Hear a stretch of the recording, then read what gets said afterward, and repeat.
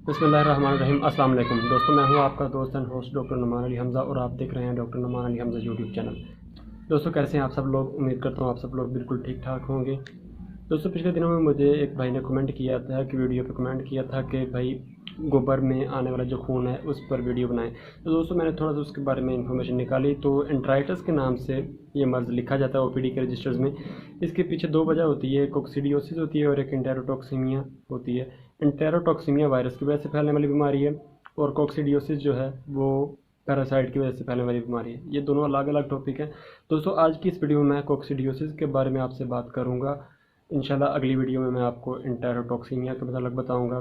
दोस्तों video start करने से पहले मेरी आप सबसे गुजारिश है कीजिए मेरे चैनल को और साथ में बने घंटी के निशान को दबा दीजिए ताकि मेरी हर आने वाली नई अपडेट आपको सबसे पहले मिल सके। दोस्तों कोक्सीडियोसिस एक कोक्सीडिया नाम के पैरासाइट की वजह से फैलती है। ये पैरासाइट जानवर को स्ट्रेस की हालत में जानवर पर अटैक करता है। मतलब एक जगह पर अगर ज़रूरत से ज़्यादा जानवर बांधे जाएं तो जानवर स्ट्रेस में आ जाता है। अगर जानवर को वैसे कोई स्ट्रेस आ जाता है, दबाव वगैरह की आ जाता है, जैसे कि नमी वाले दिनों में जानवर दबाव में आ जाता है, उसके उन दिनों में भी ये पैरासाइट है जानवर पर हमला कर सकता है। इसके अलावा जिस उम्र में ये पैरासाइट जानवर पर हमला करता है वो है 2 साल से कम। ज़्यादातर जो 2 साल से कम देखा गया है, लेकिन बहुत ज़्यादा जो है वो 3 से 4 हफ्ते का जो जानवर होता है, 1 महीने के अंदर अंदर उस पर हमला करता है। और ज़्यादातर जो शरह अमवात है वो भी इन जानवरों की है जो 3 से 4 हफ्तों के होते हैं। दोस्तों इसकी अलामत बड़ी सिंपल से हैं।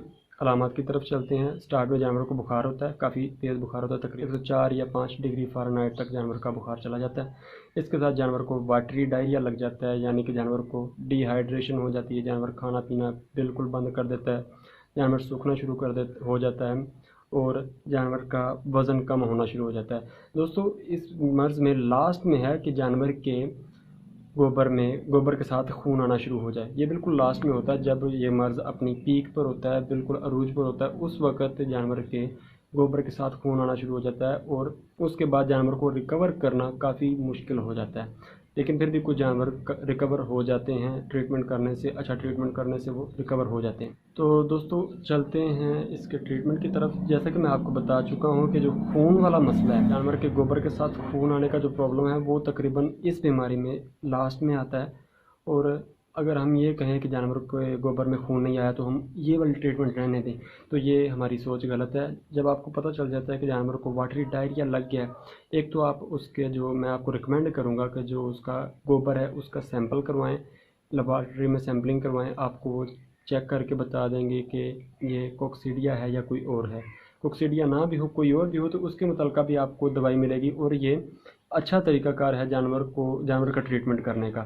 इसके अलावा दोस्तों जो हमारा एक रवायती तरीक़ाकार है कि हमने जो देख कर जानवर का इलाज करना होता है, क्योंकि मैं आपको बता चुका हूँ ये आंतों की सोजिश का मर्ज़ होता है। इसमें मतलब आंतों की सोजिश हो जाती है, ज़्यादातर बड़ी आंत में ये मसला आता है। तो उसमें सोजिश के लिए हमें स्टीरॉइड्स का इस्तेमाल करवाना पड़ता है। अच्छे स्टीरॉइड्स का कॉर्टिनल पी या पेनाकॉर्ड का आप इस्तेमाल करवा सकते हैं। इसके अलावा जानवर को डायरिया लगा होता है तो हम सल्फाडिमाडीन का ज़्यादातर इस्तेमाल करवाते हैं और पर ऑरल इस्तेमाल करवाते हैं। पर ऑरल के हिसाब से ये तकरीबन डबल या ट्रिपल डोज बन जाती है। मिसाल के तौर पर अगर आप एक जानवर को 20 ml लगाते हैं तो उसको 40 या 60 ml आपको पानी में मिक्स करके पिलानी होती है। ये दोस्तों वेरी करता है जानवर के मर्ज़ के हिसाब से और जानवर के वज़न के हिसाब से।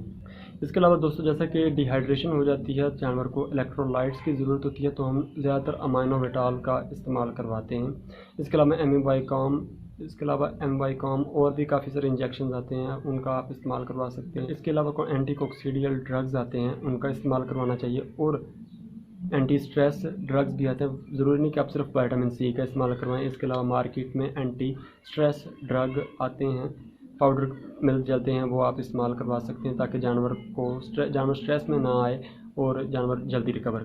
दोस्तों इस बीमारी की एहतियाती तदाबीर में यही है कि जानवर को साफ़ सुथरा रखें, गंदगी से बचा कर। कोक्सीडिया जो है ये गंदगी में और नमी में ज़्यादा फैलता फूलता है, तो आप गंदगी से जानवर को बचा कर बाड़े के हिसाब से बाड़े में जानवरों को बांधें, ज़्यादा जानवर ना बांधें ताकि जानवर दबाव में ना आएँ और किसी भी मर्ज़ से बचे रहें।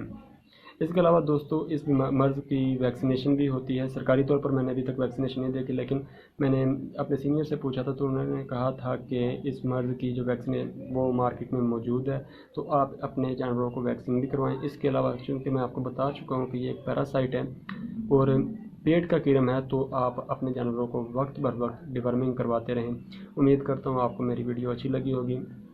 वीडियो अच्छी लगी हो तो लाइक कीजिए, कमेंट करके बताएं और दोस्तों के साथ शेयर कीजिए और मेरे चैनल को सब्सक्राइब करना बिल्कुल ना भूलें। और अगर आप किसी किस्म की वीडियो बनवाना चाहें, कमेंट करें, व्हाट्सएप SMS करें या फिर मुझे ईमेल कर सकते हैं। तो दोस्तों अपना ख्याल रखिएगा, घर वालों का ख्याल रखिएगा, जानवरों का ख्याल रखिएगा। अल्लाह हाफिज़।